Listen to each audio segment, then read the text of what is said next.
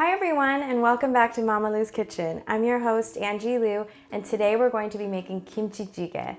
If you don't have any extra kimchi to use in the fridge, be sure to pick up a larger jar on your next trip to the Korean market because this stew is definitely worth the purchase.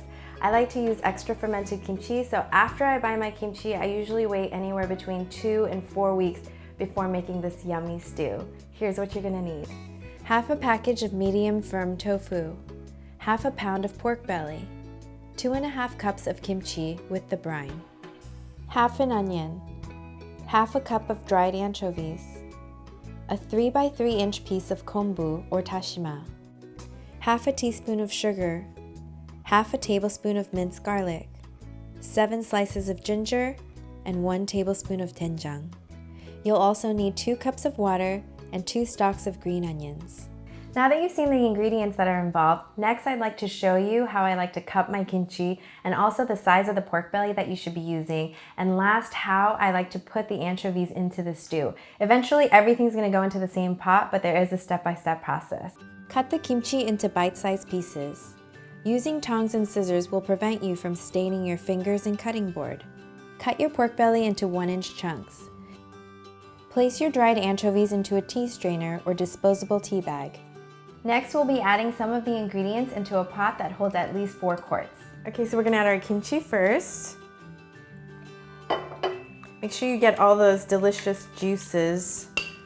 That's gonna add to the flavoring of the kimchi jjigae.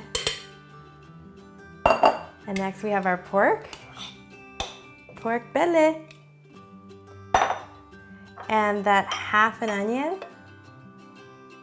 We'll put our 7 slices of ginger, the garlic,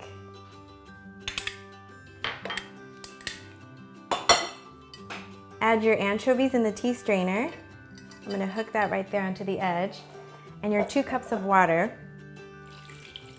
1,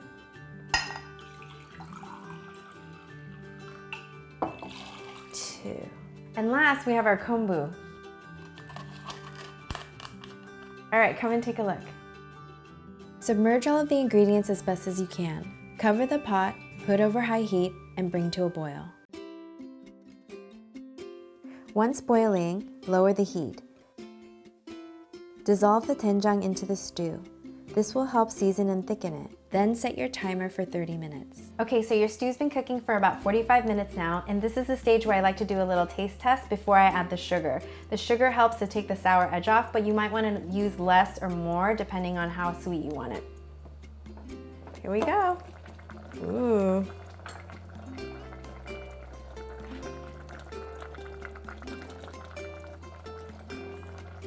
Delicious, but it's a little bit sour. So I am gonna add my half a teaspoon of sugar.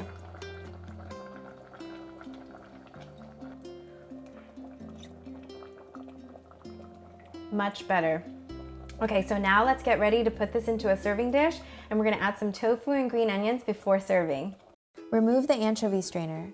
You can also remove the kombu and the onion as well as the ginger, but I like to cut them all up and keep them in the stew. Ladle out the desired amount of jjigae into your serving pot. Cut the tofu into 1 by 2 inch pieces. Then cut the green onions on a diagonal, slicing the heads in half.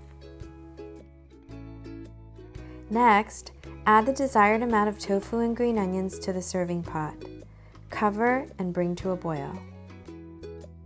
Okay everyone, our kimchi jjigae is now ready. You can always serve it into a bowl directly from the pot, but I like to use this donabe and just boil it for an extra couple minutes because you'll see in a second it's bubbling and it keeps the stew really, really hot and so delicious. Come and take a look. You can have this stew with any one of my mains and sides or just by itself with some rice. Now this is what I call comfort food. I hope you enjoy. Thank you so much for watching. Pom Pom and I are so excited to share many more recipes with you. And if you ever have any questions, comments, or special requests, please feel free to reach out. Bye-bye now.